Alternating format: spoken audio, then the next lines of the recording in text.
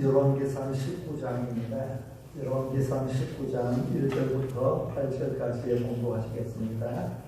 가정에 계신 성도님들도 함께 공부해 주시기를 바랍니다. 아합이 엘리야가 행한 모든 일과 그가 어떻게 모든 선지자를 칼로 죽였는지를 이세벨에게 말하니 이세벨이 사신을 엘리야에게 보내어 이르되 내가 내일 이맘 때에는 반드시 네 생명을 저 사람들 중 한 사람의 생명과 같게 하리라. 그렇게 하지 아니하면 신들이 내게 벌 위에 벌을 내리니 마땅하니라 하니라. 그가 이 형편을 보고 일어나 자기의 생명을 위해 도망하여 유다에 속한 브엘세바에 이르러 자기의 사원을 그곳에 머물게 하고 자기 자신은 광야로 들어가 하울길점에 가서 한 모델나무 아래에 앉아서 자기가 죽기를 원하여 이르되 여호와여 너가오니 지금 내 생명을 거두시옵소서. 나는 내 조상들보다 낫지 못하니이다 하고 로뎀나무 아래에 누워 자더니 천사가 그를 어루만지며 그에게 이르되 일어나서 먹으라 하는지라. 본성 머리맡에 숯불에 구운 떡과 한 병 물이 있더라. 이에 먹고 마시고 다시 누웠더니 여호와의 천사가 또다시 와서 어루만지며 이르되 일어나 먹으라. 네가 갈 길을 다 가지 못할까 하노라 하는지라. 이래 일어나 먹고 마시고 그 음식물의 힘을 의지하여 40주 40날을 가서 하나님의 산 호렙에 이르니라. 아멘. 이 시간에도 이 자리에 나온 우리 예비위원들과 그리고 가정에 사는 예배되는 모든 성도님들에게 우리 예수님께로부터 오는 은혜와 평강이 넘치기를 다시 한번 축복합니다. 오늘은 성도가 힘을 잃었을 때라는 제목으로 하나님의 말씀을 받겠습니다. 우리는 정말 힘든 시대를 보내고 있습니다. 코로나19라고 하는 이름 아래 2020년이 어떻게 지나가는지도 모르게 벌써 여름도 막바지에 접어들었습니다. 그런데 주변에 계속해서 코로나 확진자들이 나오니까 이제는 코로나 노이로제에 걸릴 것만 같습니다. 시도 때도 없이 울리는 안전 안내 문자에 머리가 지끈거립니다. 아침에 일어나서 몸만 조금 따끔거리고 머리만 조금 아파도 혹시 내가 코로나에 감염된 건 아닐까 걱정이 됩니다. 행여 물을 잘못 마셔 사례가 들려도 마음 놓고 기침도 하기가 겁이 납니다. 경제는 점점 더 얼어붙는 것 같고 심지어 요즘은 너도 나도 교회를 욕하니까 신앙생활하는 것도 너무너무 힘이 듭니다. 어디 가서 전도를 하기는커녕 내가 예수님을 믿고 교회를 다니는 신앙인이라는 사실을 말하기도 부끄러우지만 그런 사회 분위기가 조성되고 있습니다. 그러나 여러분 힘을 잃지 마십시오.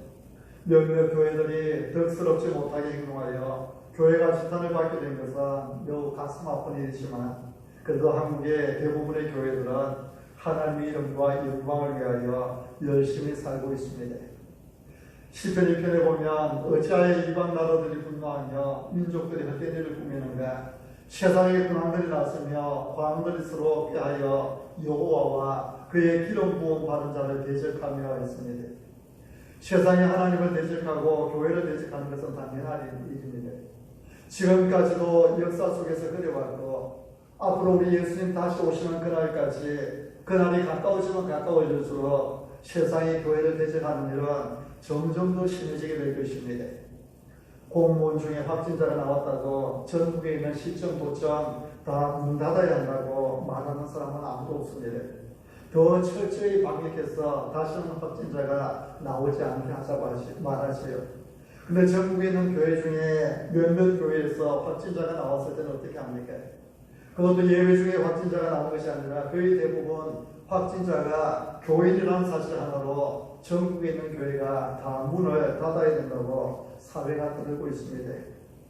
세상의 군왕들이 나서고 관원들이 서로 대비하여 여호와와 그의 기름 부음 받은 자를 대적하는 것이지. 그러므로 여러분 세상의 분위기가 어떻든 우리는 힘을 잃지 않고 우리가 할 일에만 힘쓰면 되는 것입니다. 오늘 말씀에서 우리는 로뎀나무 아래 앉아서 죽기를 구하고 있는 한 선지자의 모습을 볼 수 있습니다. 엘리야는 한 로뎀나무 아래 앉아서 여호와 하나님께 죽기를 구합니다. 4절에 여호와여 넉넉하오니 지금 내 생명을 거두시옵소서. 여호와여 넉넉하오니 지금 내 생명을 거두시옵소서. 엘리야는 완전히 지쳤습니다. 더 이상 살 소망이 없을 정도로 힘을 잃었습니다. 탈진하게 쓰러졌습니다. 엘리야가 이렇게 로뎀나무 아래 쓰러져 잠이 들었을 때에 천사가 그를 찾아왔습니다. 천사는 누워 자고 있는 엘리야를 어루만지면서 일어나서 먹으라고 말합니다. 엘리야가 보니 머리맡에 숯불에 구운 떡과 한 병 물이 있었습니다. 엘리야는 일어나서 그 떡과 물을 먹고 마시고 그 힘으로 40일 밤낮을 걸어가서 하나님의 산 호렙에 도착했다고 하는 것이 오늘 성경의 내용입니다. 여러분, 천사가 일어나라고 할 때에 엘리야는 어떻게 일어날 수 있었겠습니까? 엘리야는 몹시 지쳐 있었습니다. 그런데 어떻게 일어날 수 있었습니까? 엘리야가 지친 것은 몸만이 아니었습니다. 육체가 지친 것은 한숨 푹 자면 회복되지요. 먹고 마시면 회복됩니다. 그런데 엘리야는 몸만 지친 것이 아니었습니다. 그는 정신적으로도 영적으로도 다 지쳐 있었습니다. 그는 더 이상 살고 싶은 마음도 없었습니다. 그냥 그대로 확 죽어버렸으면 좋겠다고 하고 있습니다. 아무것도 하기 싫은 것이지요. 아무 의욕도 없습니다. 완전 탈진 상태입니다. 이런 엘리야가 천사가 일어나라고 한다고 일어납니다. 여러분, 엘리야가 어떻게 일어날 수 있습니까? 영육이 다 지쳐있는 그가 일어나라고 한다고 해서 다시 일어날 수 있는 비결이 무엇입니까? 사랑하는 성도 여러분, 여러분도 그런 경험이 있을 것입니다.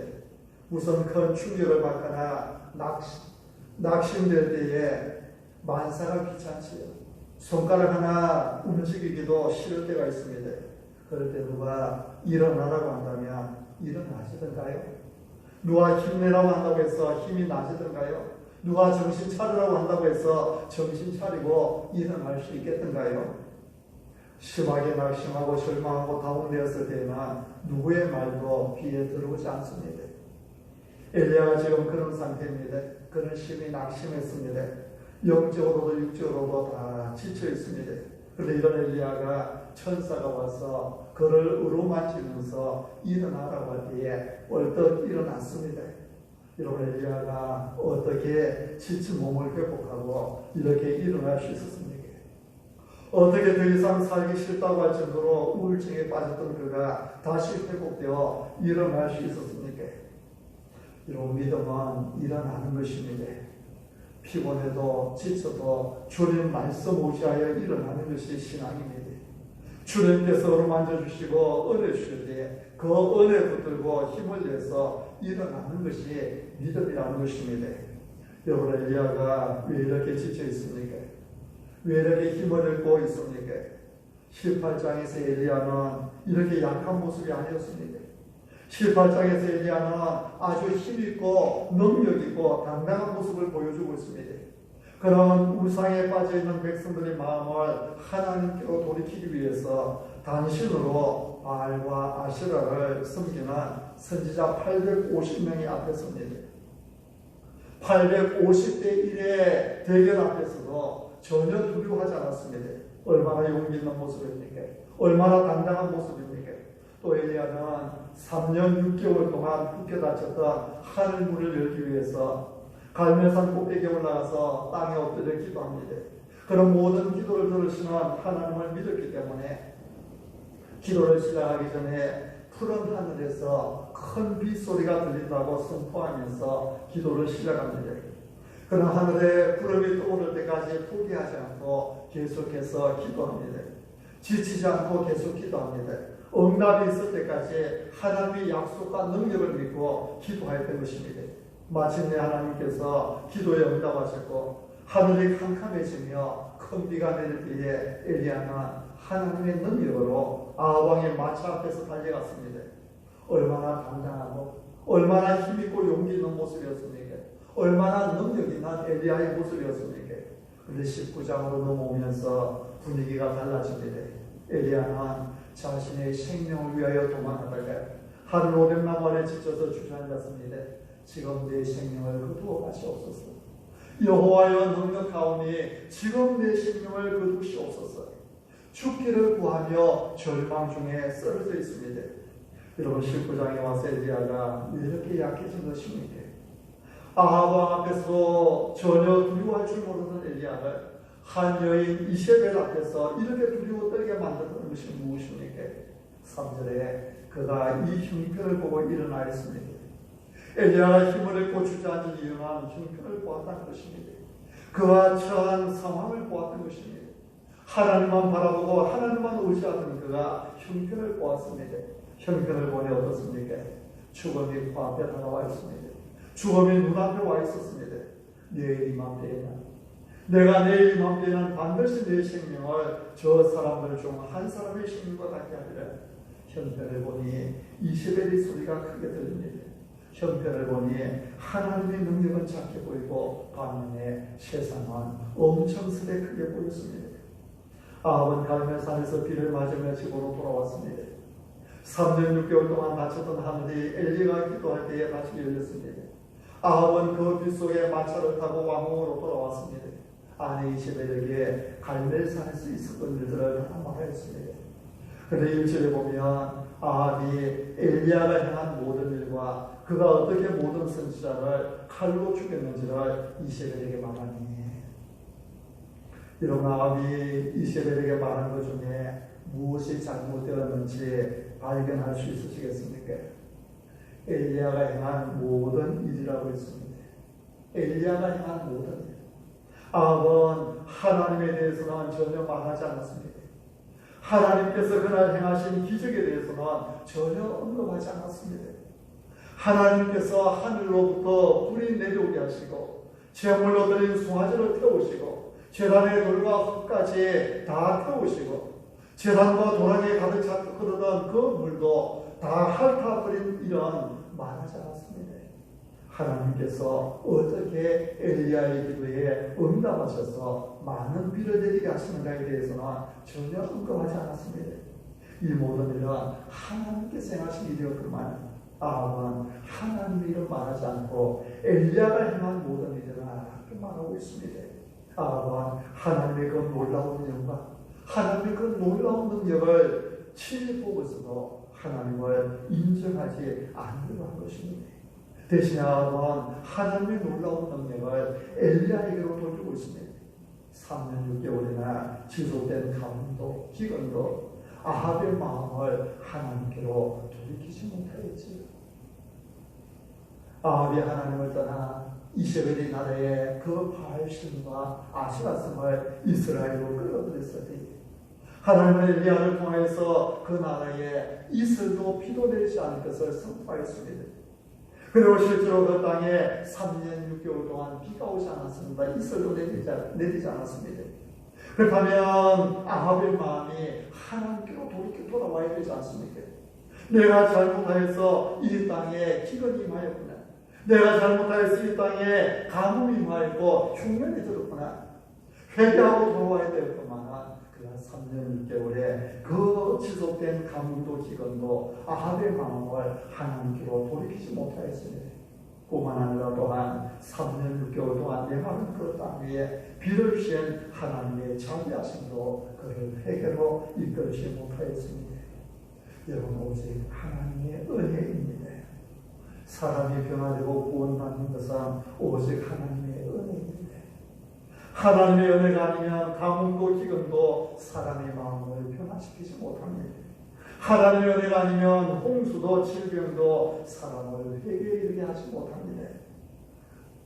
아합의 이야기를 들은 이세벨은 엘리야에게 사신을 보내서 경고하지요. 내일 이맘때에는 내가 반드시 내 생명을 저 사람들 중 한 사람의 생명과 같게 하리라.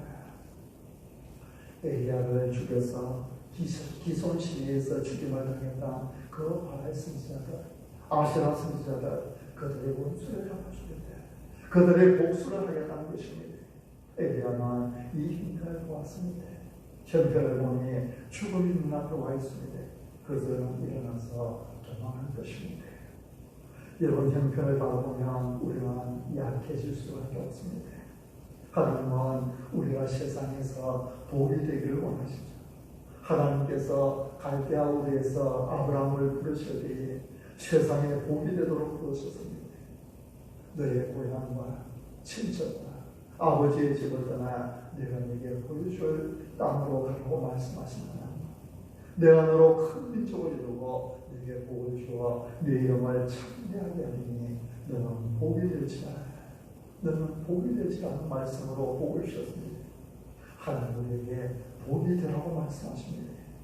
세상 사람들이 나로 말미암아 복을 받게 될 것이다. 이것이 하나님께서 우리에게 주시는 은혜요 사명입니다. 여러분, 우리가 하나님의 약속을 붙들고 나아가면 이 말씀이 그대로 이루어질 것입니다. 우리가 하나님만 의지하고 나아가면 우리는 세상에 복이 될 것입니다. 그게 어떻습니까? 우리가 하나님을 바라보지 않고 형편을 바라보니 내 형편에 복은 무슨 복 하는 생각이 듭니다. 당장 나 먹고 살기도 힘든데 내 형편에 무슨 11조를 하고 무슨 구제를 하고 무슨 선한 일을 하겠는가 하는 그런 생각이 듭니다. 내 형편에 세상에 무슨 복을 나눠준단 말인가 하는 생각이 들지요. 여러분, 우리가 형편을 바라보고 내 형편을 계산하기 시작하면 우리는 약해질 수밖에 없습니다. 엘리야도 형편을 볼 때에 영적으로 무기력하게 되고 말았습니다. 힘을 잃고 완전 탈진 상태에 빠지게 되었지.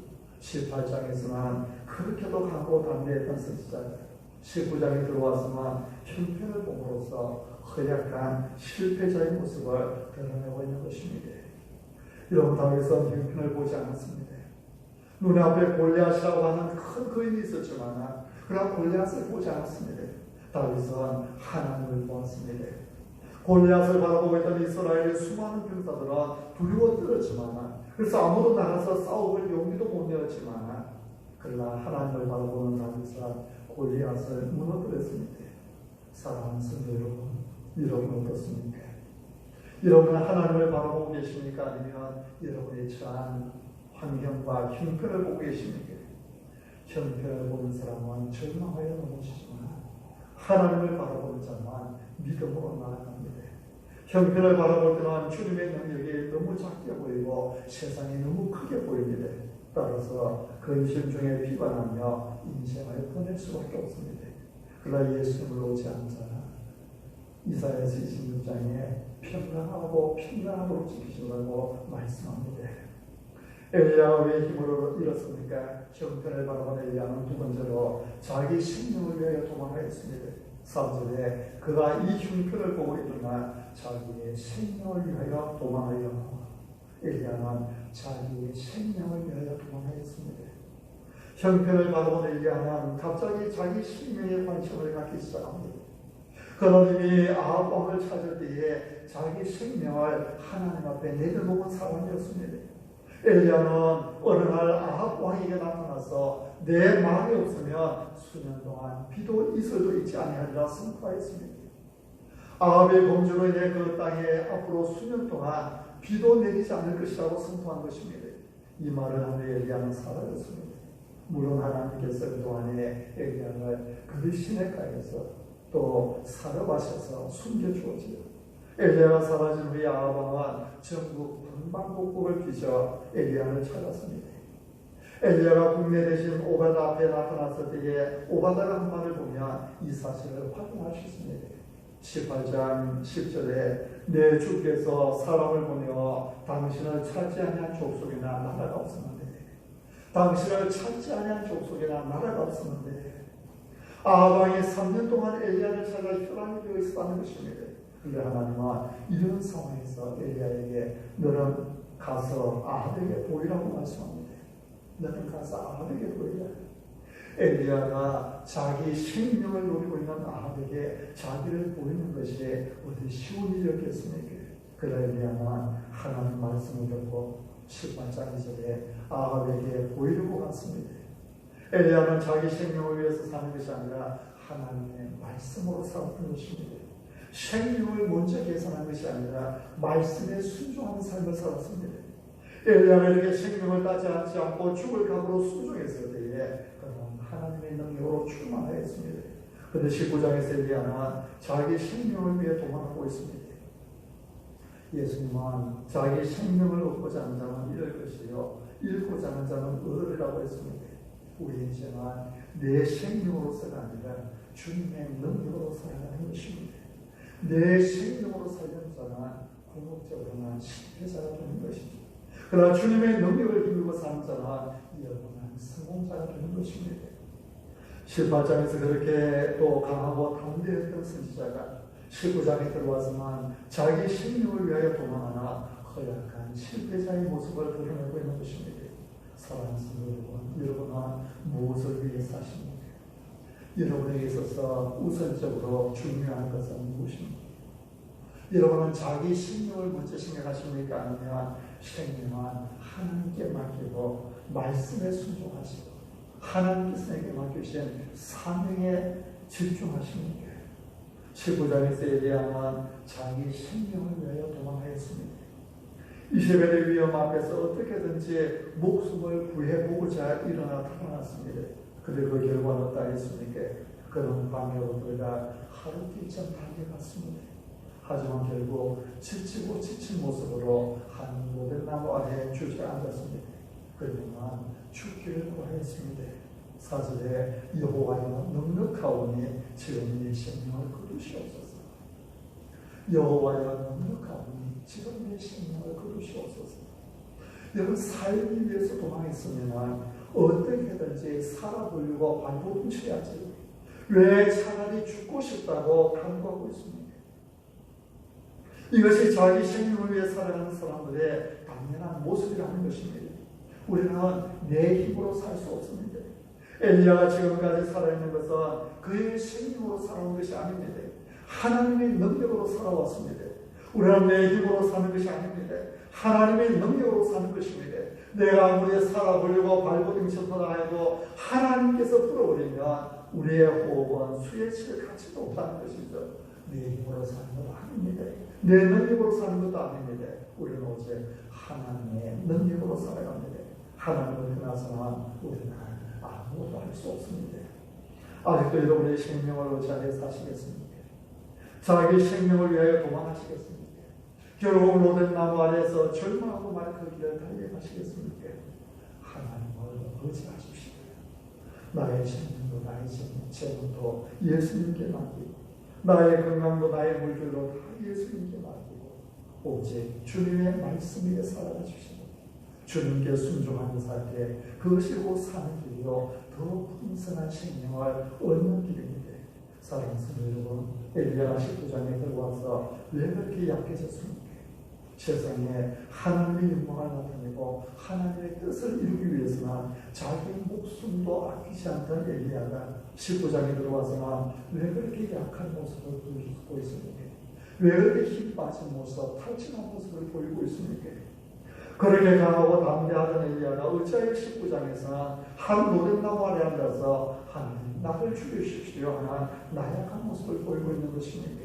엘리야는 끝까지 하나님만 바라보고 그 능력을 의지하며 달려가야 했는데 그런데 19장에서는 하나님만 바라보지 못했습니다. 엘리야는 형편을 바라보았습니다.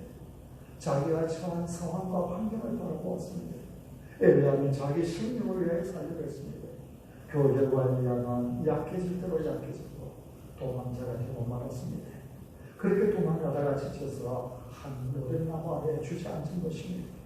깊은 상실감에 빠졌습니다. 우울증에 빠졌습니다. 더 이상 살고 싶은 마음이 없을 정도로 낙심하고 말았습니다. 그런데 이때 천사가 그를 찾아와서 어루만지며 때립니다. 5절입니다. 로뎀나무 아래 누워 자더니 천사가 그를 어루만지며 그에게 이르되 일어나서 먹으라 한지라. 본전 모임 앞에 숯불에 구운 떡과 한 병 물이 있더라. 여러분, 하나님은 끝까지 찾으십니다. 하나님은 끝까지 함께해 주십니다. 엘리야가 실망스러운 모습으로 쓰러져 있다 해도 하나님은 엘리야를 버리지 않으셨습니다.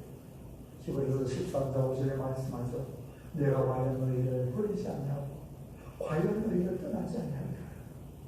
나를 찾아오셔서 내게 믿음 주시고 자녀로 삼아주신 하나님은 결단코 나를 버리지 않습니다. 이제는 세상 끝날까지 나와 함께 하시고 나를 보호해 주실 것입니다. 하나님은 천사를 보내서 엘리야를 어루만져 주셨습니다. 일어나서 먹으라고 말씀하셨습니다. 이런 믿음은 일어나는 것입니다.